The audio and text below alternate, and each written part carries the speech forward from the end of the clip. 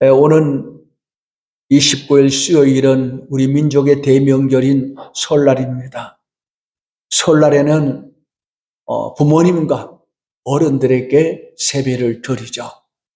세배를 드릴 때 어른에게 인사하기를 새해 복 많이 받으세요 라고 인사를 합니다. 세배를 받는 편에서는 세배를 하는 자에게 그래 고맙다, 금년에는 꼭 소원을 이루라 하는 덕담을 건네주죠. 그리고 설날에는 만나는 사람마다 서로 주고받는 인사가 새해 복 많이 받으세요 라는 인사입니다. 그래서 며칠 후에 맞이할 설날을 앞두고 저도 여러분 한 분 한 분 모두가 금년에는 모든 소원이 다 이루어지기를 바라면서 과연 우리가 어떻게 하면 소원을 이룰 수 있는가에 대해서 교훈하신 하나님의 말씀을 전하려고 합니다. 어떻게 하면 소원을 이룰 수가 있겠는가? 첫째, 먼저 하나님의 나라와 영광을 구해야 합니다. 사실 소원이란 하나님 주시는 축복을 받는 손과 같습니다. 그릇과도 같습니다. 왜냐하면 꿈과 소원이 있는 사람만이 성공할 수가 있기 때문입니다. 소원이 없는 사람은 성공할 수가 없다는 말이죠. 여러분은 솔로몬의 1000번제를 잘 알고 있을 것입니다. 솔로몬이 아버지 다윗을 이어서 이스라엘의 왕이 됩니다. 그 왕이 되고 나서 제일 먼저 한 일이 뭔 줄 압니까? 하나님 앞에 1000번제를 드립니다. 1000번제가 뭡니까? 1000마리 소를 잡아서 매일 한 마리씩 제물로 드리고 그 제물이 다 타고 나면 또 한 마리를 올리고 이렇게 정성을 다하여 1000번제를 드렸으니까 아마 그 시간과 날이 오래 걸렸을 것입니다. 근데 솔로몬이 1000번제를 드리면서 하나님 앞에 무엇을 달라고 구한 것이 아니고 오직 형제들이 많은데 가장 부족하고 어린 자신을 하나님께 택하여 주셔서 아버지 다윗의 왕을 계승할 수 있는 이 복을 주셨으니까 너무 감사해서 감사 제사로 1000번제를 드린 거예요. 근데 하나님께서 보시니까 하나님 감사합니다, 감사합니다 하면서 소원을 아뢰지 않는 거예요. 그 1000번제를 드리는 그 정성을 보고 기특해서 뭔가 주고 싶은데 그냥 주지 않고 그에게 소원을 말할 것을 요구합니다. 1000번제를 드리는 마지막 밤에 하나님께서 꿈에 솔로몬을 찾아오셔서 이렇게 말합니다. 내가 네게 무엇을 줄 거는 구하라. 소원을 말하는 거예요. 우리 주님 앞에 나올 때 소원을 가지고 오란 말입니다. 소원을 말해야 주신다 하는 그런 말이죠. 집안에 있는 당자가 아버지께 소원을 말하지 않습니다. 우리 친구들에게 나도 그래도 우리 아버지의 재벌인데 한턱을 내고 싶은데 요청을 하지 않는 거예요. 구하지 않으니까 얻지 못했단 말입니다. 그러면서 늘 불평하는 거예요. 알아서 달라고. 우리 다 그러잖아요. 알아서 주십시오, 하나님 앞에. 그게 아니에요. 하나님은 우리와 교제하기를 원하십니다. 구하기를 원하십니다. 구할 때 주신다는 말이에요. 구하라, 주실 것이요. 찾으라, 찾을 것이요. 두드리라, 열 것이다. 구하라고 말씀하셨습니다. 그때 솔로몬이 하나님께 소원을 아뢰입니다. 하나님, 나는 출입할 줄 모르는 부족한 연약한 종인데 하나님이 나를 택하 이스라엘 왕으로 삼아주셨으나 하나님이 내게 맡기신 저 백성들을 송사를 잘 분별하여서 백성들이 어림당치 않고 불이익을 당치 않는 지혜를 달라고, 하나님을 더 잘 섬길 수 있는 지혜를 달라고 구했습니다. 자, 이 솔로몬의 소원을 들은 다윗의 소원을 들은 하나님이 너무나 마음이 흡족했어요. 그래서 솔로몬에게 구한 지혜도 주시고 구하지 아니한 부귀와 영화를 주셨고 특별히 솔로몬의 마음을 바다처럼 넓게 하셨다라고 성경은 그렇게 말씀해 주고 있습니다. 자, 여기서 우리는 한 가지 중요한 사실을 깨닫게 됩니다. 그것은 우리가 무슨 일을 하든지 여러분 어떤 사업을 하기를 구상을 하고 또 무엇을 구상하되 그 궁극적인 목적이 하나님의 나라와 영광을 위해서 구하라 하는 것을 여기서 가르쳐주고 있습니다. 예수님께서도 마태복음 6장 33절에서 말씀하셨습니다. 너희는 먼저 그의 나라와 그의 의를 구하라. 그리하면 이 모든 것을 너희에게 다하여 주시리라. 하나님의 나라와 영광을 위해서 구하면 이 모든 것, 너희들이 필요한 모든 것 다 채워주실 것이다. 그렇게 말씀하셨습니다. 야고보 사도는 우리가 얻지 못함은 구하지 아니하며 구하여도 얻지 못함은 정욕으로 쓰려고 잘못 구하기 때문이다 라고 말씀하셨습니다. 고린도전서 10장 31절에서 사도 바울은 말하기를 너희가 먹든지 마시든지 무엇을 하든지 다 하나님의 영광을 위하여 하라 그렇게 말씀하셨습니다. 소원을 가지십시오. 꿈을 가지십시오. 왜 꿈을 가져야 되는가? 내가 이 소원을 왜 이루어야 되는가? 하나님을 기쁘시 섬기기 위하여 하나님의 나라의 영광을 위해서 이 소원을 이루어야 되겠습니다 라는 그런 하나님의 뜻에 맞는 소원을 가질 때 하나님께서 우리의 소원을 이루신다라고 말씀하고 있습니다. 두 번째는 여호와를 의뢰하여 소원을 행하라 말씀하셨습니다. 3절을 보면은 여호와를 의뢰하고 소원을 행하라. 땅에 머무는 동안 그의 성실을 먹을거리로 삼을지어다 라고 했습니다. 여기서 의뢰한다 하는 이 말은 끈으로 붙들어 맨다라는 그런 의미를 가지고 있어요. 따라서 여호와를 의뢰한다는 것은 마치 송아지가 어미소와 멍에를 함께 메고 논밭을 쟁기질하듯이 하나님에게 나를 붙들어 메고 하나님께서 이끌리는 삶을 살라 하는 말이 의뢰하라 하는 그런 말입니다.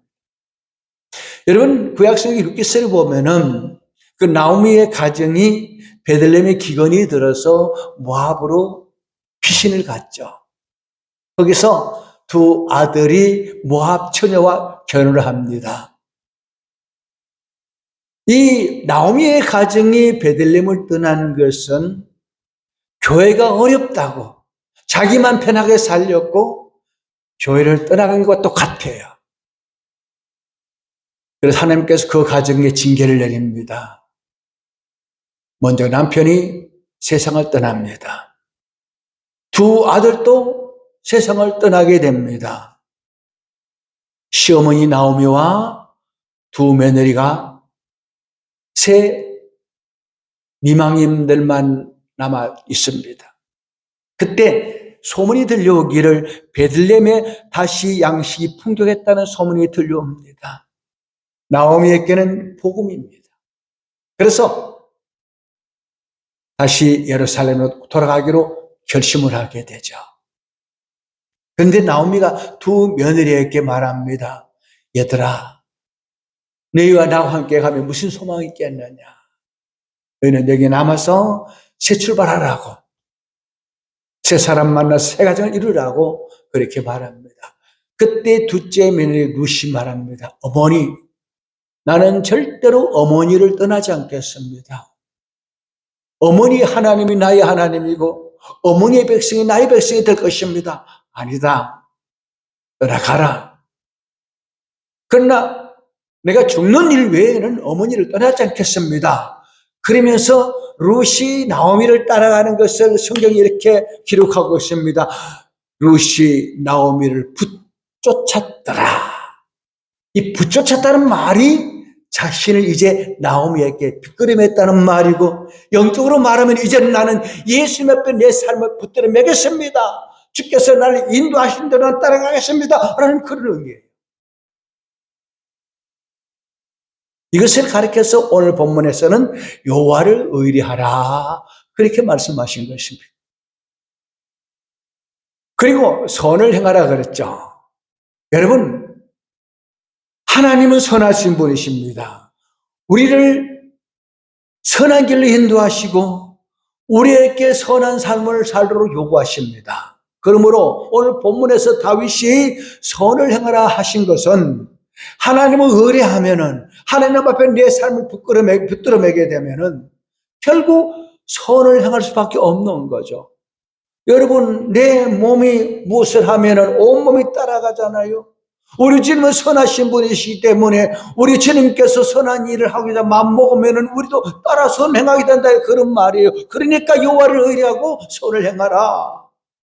내 스스로 능력으로는 선을 행할 수 없으니까 하나님을 의뢰하며 선을 행하라. 왜냐하면 하나님은 선악간에 상관을 싣는 분이거든요. 선을 행하는 사람에게 소원을 이뤄주신다는 그런 말이에요. 또 여기 보니까 땅에 거하여 하나님을 성실로 식물을 삼으라 그렇습니다.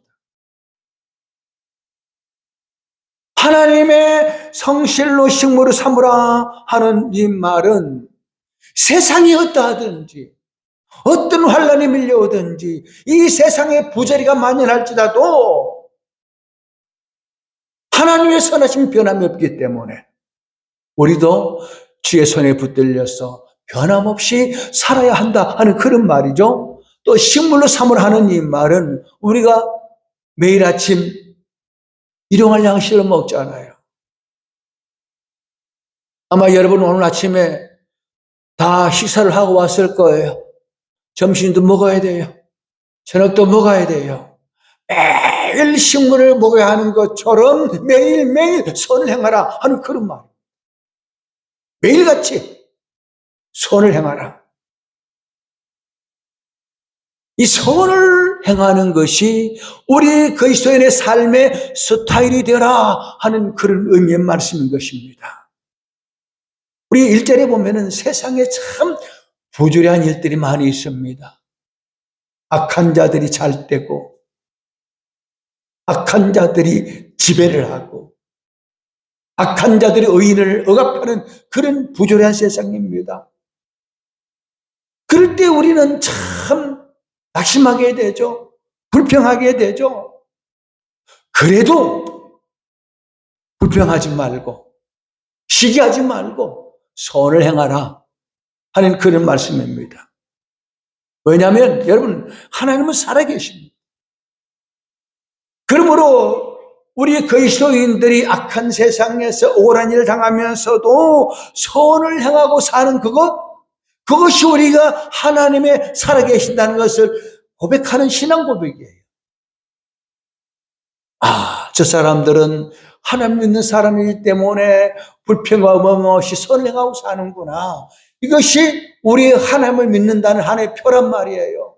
마태복음 5장 16절에서 예수 말씀하시기를 이같이 너희 빛이 사람 앞에 비치게 하여 그들로 너희 착한 행실을 보고 하늘에 계신 너희 아버지께 영광을 돌리게 하라. 그래서 여러분, 어둠이 깊을수록 빛은 더 밝아요. 마찬가지로 세상이 악할수록 선을 행하는 사람은 더 빛이 나는 거예요. 그래서 세상이 부조리하고 악한 사람들이 창대하고 번성할지라도 그것 염려하지 말라. 잠시 후면은 그들은 풀같이 배임을 받을 것이요 채소같이 뽑힘을 당할 것이다. 그러니 불평하지 말고 오히려 선을 행하라 하는 그런 말씀입니다. 세 번째는 하나님을 기뻐하라 했습니다. 4절을 보면은 또 여호와를 기뻐하라. 그리하면 그가 네 마음의 소원을 내게 이루어 주시리라 했습니다. 여기 하나님을 기뻐하라 하는 이 말은 하나님을 사랑하는 말 의미도 있지만 하나님의 모든 행사를 좋게 여기고 받아들이란 말이에요. 내가 힘들고 어려워도 하나님은 모든 것을 협력하여 선을 이루신 분이기 때문에 그것을 겸허히 받아들이라 하는 말입니다. 특히 이 세상에 부조리한 일들이 많잖아요. 1절, 2절에 보면은 정말 이 세상이 오늘 이 시대의 우리의 모습 똑같습니다. 그러니까 이 본문 말씀은 우리의 삶이 불평한 일이 많이 있을 것을 전제로 말하고 있습니다. 그러니까 아무리 악인이 형통하고 불의를 행하는 사람들이 잘 될지라도 낙심하지 말라. 하나님은 이 모든 것들을 통해서 불의한 자들의 정체를 다 드러나야 할 것이다. 누가 악한 사람이며 누가 의로운 사람인지 하나님은 반드시 드러나게 할 것이다. 불의를 행한 자에게는 심판이 있고 선을 행하고 하나님을 기뻐하며 믿음으로 사는 사람에게는 반드시 상이 있다. 꿈을 이루어준다 하는 그런 말씀입니다. 느헤미야 8장 10절에 보면은 여호와로 인하여 기뻐하는 것이 너희의 힘이니라 그랬습니다. 하나님의 모든 행사를 다 좋게 여기라는 거예요. 여름철이 되면은 태풍이 많이 불어옵니다. 태풍이 불어오면은 파도가 일어나게 되고 참 많은 피해도 있습니다만, 그러나 태풍을 통해서 바다의 모든 침식된 오물들이 다 정화되는 거예요. 지금 우리나라 참 어려운 가운데 있습니다. 여러분, 어려운 간 잠깐 있어 보십시오. 반드시 하나님은 누가 나쁜 사람인지 누가 옳은 사람인지 반드시 드러나게 할 줄로 저는 확실히 믿습니다. 왜냐하면 하나님이 살아계시기 때문이거든요. 그래서 인간적으로 볼 때는 불평불평하지만 믿음으로 사는 것이 힘들지만, 그러나 하나님은 살아계시고 그분은 선하신 분이시고 그분은 공의로우신 분이기 때문에 반드시 좋게 할 것이다. 기뻐하라. 이렇게 말씀해 주고 있습니다. 그리하면 이 소원을 이루어줄 것이다. 여기 특별히 이 소원은 여러분 하나님의 공의가 실현되는 것을 말합니다. 방금 말했던 것처럼 이 세상의 모든 부조리한 일들을 보고 우리가 낙심하고 탄식하지만, 그러나 하나님은 이 모든 것을 합력하여 하나님의 뜻을 이루어가는 거예요. 하나님의 뜻은 다 선한 거예요. 악인의 형통함을 영원토록 방치하지 않습니다. 잠깐 동안 거짓을 행할 수 있습니다만 영원히 행할 수 없는 거예요. 반드시 망하는 거예요. 그러니 악인이 형통하고 득세를 할지라도 낙심하지 말고 선을 행하며 기뻐하라. 그리하면 갚아줄 것이다. 네 소원을 이루실 것이다. 그렇게 말씀하고 있는 겁니다. 그리고 우리 모든 길을 여호와께 맡기라 했습니다. 5절 6절을 보시면은 내 길을 여호와께 맡기라. 그를 의지하면 그가 이루시고 내 의를 빛같이 나타내시며 내 공의를 정오의 빛같이 하시리로다 했습니다. 이 맡긴다는 말은 굴러버린단 말이에요. 높은 산에 올라가서 바위들을 굴러버리는 것처럼 나의 삶 전부를 주님 앞에 내어 맡기라 하는 그런 말입니다. 내 던지라는 말이에요.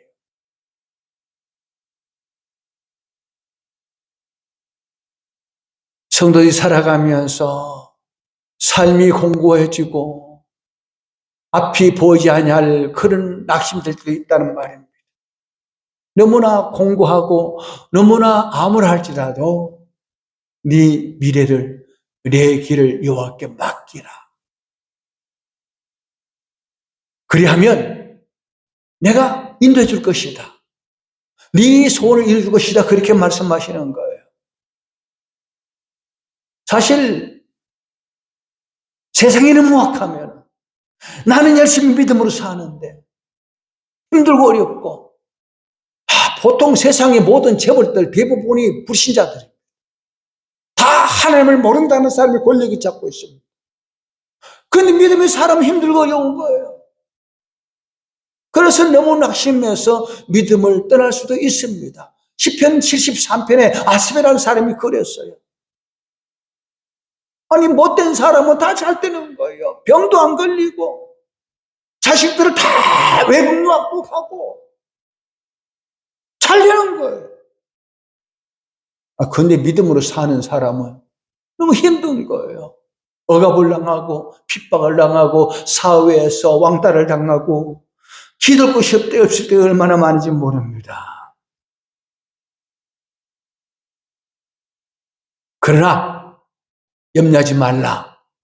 내 길을 여호와께 맡기라. 그리하면 내 의를 정오의 빛같이 나타내리라 말씀하셨습니다. 하나님이 살아계심을 네가 의로움을 만천하에 드러나게 할 것이다 라고 말씀하시는 거예요.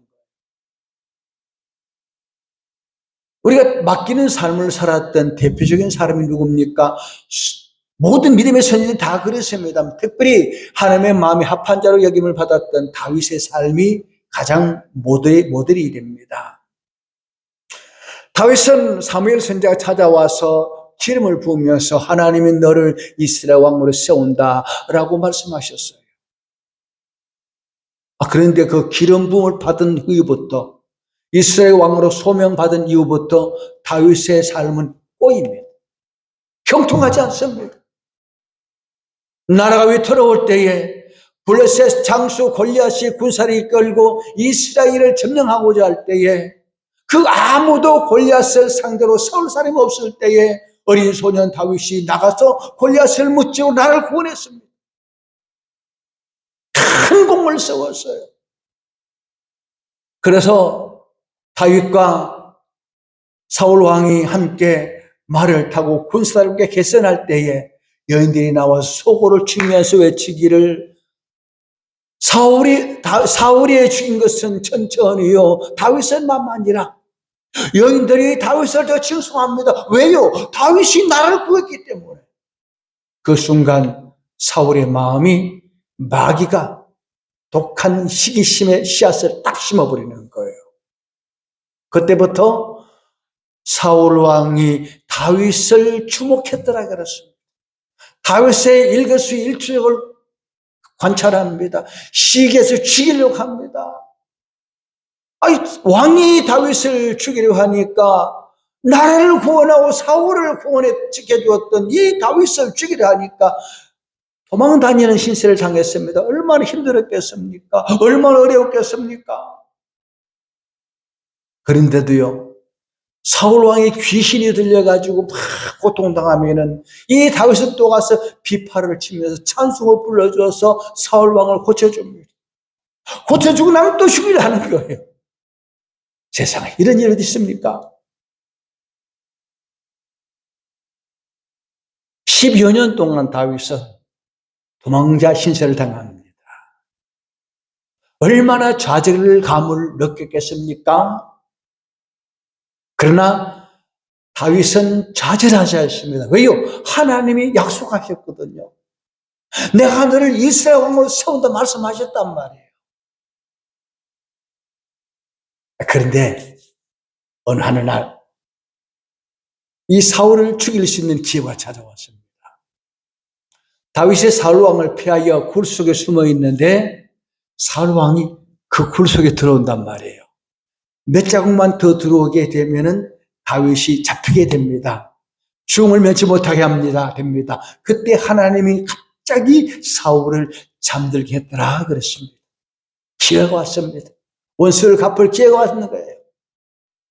옆에 있던 다윗의 신복이 하나님께서 기회를 주셨습니다. 죽여버립시다. 그때 다윗이 이렇게 말합니다. 내가 어떻게 하나님의 기름 부은 자를 해칠 수가 있겠는가? 원수 갚는 길을 하나님께 맡긴다 그랬어요. 내가 스스로 원수를 갚는 것이 아니고 하나님께 맡긴다고 사울을 살려줍니다. 근데 이 사실을 깨달았을 때 처음에는 사울 왕이 너무나 감동해서 내 아들이여, 다윗은 내 아들이여, 네가 큰 일을 하겠고 앞으로 훌륭한 사람이 될 것이다. 축복을 합니다. 그러나 그 순간뿐이고 또 다윗을 죽이라는 거예요. 그러나 끝까지 다윗은 자기 길을 하나님께 맡깁니다. 그리고 선을 계속 행하는 거예요. 사울이 힘들면 도와주는 거예요. 하나님이 다윗의 믿음을 따라서 다윗을 대신해서 원수를 갚아줍니다. 사울 왕이 망하게 됩니다. 다윗이 이스라엘 왕으로 올라서는데 이스라엘 역사상 가장 위대한 성군이 됩니다. 다윗의 자손에서 예수 그리스도가 오신 거예요. 어떻게 할 때? 하나님께 맡길 때. 여러분, 맡기는 삶이 참 좋은데 오늘 우리들이 맡기지를 못해요. 불안한 겁니다. 그래서 맡기지 못하고 내 힘으로, 내 지식으로, 내 능력으로 내 삶을 이끌어 가자니 이게 마음대로 안 되는 거예요. 오늘 많은 그리스도인들이 하나님을 믿는다 하면서도 하나님 앞에 맡기지 못해요. 그래서 늘 방황하고 있는 겁니다. 여러분, 이스라엘 백성들이 애굽 땅에 나와서 가나안 땅에 들어갈 약속을 받았는데 그 약속받은 사람들 가운데 여수와 갈렙을 제외한 나머지 모든 사람은 약속의 땅에 들어가지 못하고 사막에서 다 죽었다, 그렇게 말씀해 주고 있습니다. 그 이유가 무엇입니까? 그들은 약속하신 하나님을 신뢰하지 못했습니다. 하나님 행하신 일을 기뻐하지 못했습니다. 하나님이 그들을 강하게 하시려고 모든 이방인들에게 이스라엘 백성들은 하나님의 백성들이다, 하나님이 함께하는 백성들이다, 이것을 세상 사람들 알리기 위해서 시련을 주는 거예요. 시련을 통해서 하나님 능력을 나타내는데 이 머저리 같은 이스라엘 백성들은, 목에 곧은 이스라엘 백성들이 이 하나님의 선하심을 믿지 못하고 원망하고 불평했잖아요. 낮에는 구름 기둥을, 밤에는 불빛도 우리 인도하시고 매일 아침마다 하늘에서 만나를 먹이시는 기적 속에 살면서도 그들은 하나님 앞에 자신을 맡기지 못했습니다. 그래서 그들은 약속의 땅에 들어가지 못했습니다. 다시 말하면 하나님 주신 꿈을 이루지 못했다는 말씀입니다. 말씀을 정리하겠습니다. 오늘 함께 묵상한 시편 37편의 저자인 다윗이 사울 왕의 핍박으로 도망자 신세가 되어진 삶을 가운데서 그는 극심한 환난과 고통을 당했음에도 불구하고 다윗은 절대로 하나님을 원망하거나 불평하지 않았습니다. 하나님을 신뢰했습니다. 하나님의 선하심을 믿었습니다. 기뻐했습니다. 맡겼습니다. 그리고 하나님은 다윗의 소원을 이루어 주셨습니다. 오늘 말씀을 마무리하면서 환난 가운데서 낙심하지 않고 하나님을 찬양했던 다윗의 시편 23편을 제가 묵상을 읽어드리면서 말씀을 마치려고 합니다. 여호와는 나의 목자시니 내게 부족함이 없으리로다. 그가 나를 푸른 풀밭에 누이시며 쉴만한 물가로 인도하시는도다. 내가 사망의 엄침한 골짜기로 다닐지도 해를 두려워하지 아니할 것은 주께서 나와 함께 하심이라. 주의 지팡이와 막대기가 나를 안위하시나이다. 주께서 내 원수의 목 겨누서 내게 상을 차려주시고 기름을 내 머리에 부으셨으니 내 잔이 넘치나이다. 나의 평생의 선하심과 인자하심이 반드시 나를 따르리니 내가 여호와의 집에 영원히 살리로다. 이 다윗의 노래가 우리의 노래가 되고 다윗이 받은 축복이 우리 모두의 축복이 되기를 주의 이름으로 축복합니다. 마지막 설날 인사를 미리 드리겠습니다. 여러분, 새해 복 많이 받으세요.